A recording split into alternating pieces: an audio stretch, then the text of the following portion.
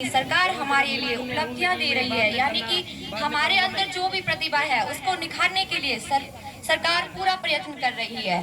अब बात हमारी समझ की है कि अगर हम सरकारी शिक्षा को कम मांगते हैं तो यह हमारी गलती है। अगर मैं आपसे पूछना चाहूँ, आप सरकारी शिक्षा को ज्यादा बेटर मानते हो कि प्राइवेट शिक्षा को ज्यादा बेटर मानते हो? तो ज्यादातर यही सोचते हैं, भले ही सीधे नहीं बोलेंगे, ज्यादातर सोचते हैं कि प्राइवेट शिक्षा बेटर है।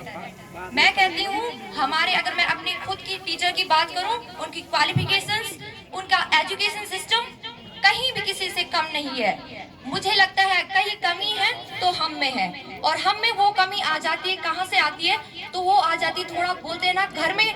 मुझे लगता है जो भी सरकारी विद्यालय में ज्यादातर बच्चे पढ़ते हैं वो उतनी फीस नहीं दे पाते, घर से उनकी आर्थिक स्थिति उतनी सही नहीं हो पाती, तो इसलिए उन्हें सरकारी विद्यालय में उनके माँ बाप पढ़ाते हैं। मेरे खुद के माँ बाप इसलिए पढ़ाते हैं, अगर अच्छी खासी फीस होती तो प्राइवेट स्कूल में पढ़ाते।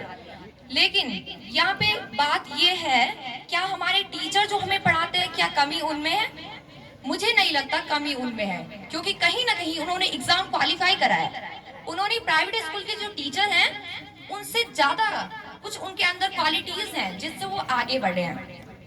तो मुझे लगता है मेरे प्यारे भाई बहनों, ये समझने वाली बात है, अगर हम सरकारी विद्यालय में पढ़ रहे हैं तो उस विद्यालय का सम्मान करना सीखिए। क्योंकि मैं अगर खुद की बात करूं, हम गरीब हैं, हमारे जितने भी हम यहाँ पे बैठे हुए हैं, गरीब हो या ना हो, लेकिन ज्यादातर बच्चे जो गरीब हैं, हमारे लिए सरकारी विद्यालय एक बहुत बड़ा मंच है।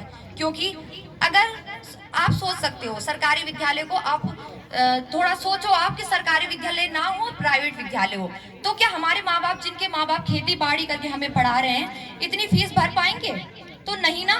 तो इसलिए हमें, हमारी जिम्मेदारी बनती है, हमारी रिस्पॉन्सिबिलिटी है कि हमारा जो सरकारी विद्यालय है उसकी नींव को हम मजबूत बनाएं। इसलिए शिक्षा एक बहुत बड़ा हथियार होता है, because education is the most powerful weapon which can use change to the world.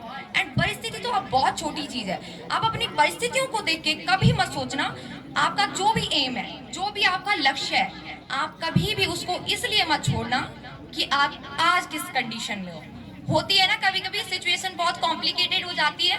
अगर मैं गांव के बच्चों की बात करूं, तो अपनी स्वयं की बात करूं, तो पढ़ाई तो करनी पड़ती है, पढ़ाई अपनी अलग है, लेकिन घर का काम भी देखना पड़ता है, रोटियां बनानी पड़ती है, खेतों में काम करना पड़ता है, एनीवे बहुत सारा काम होता है करने को। पर मैं आपसे हमेशा कहूंगी, उस काम को करते हुए आगे बढ़ो। उस काम को ऐसा नहीं बोलना कि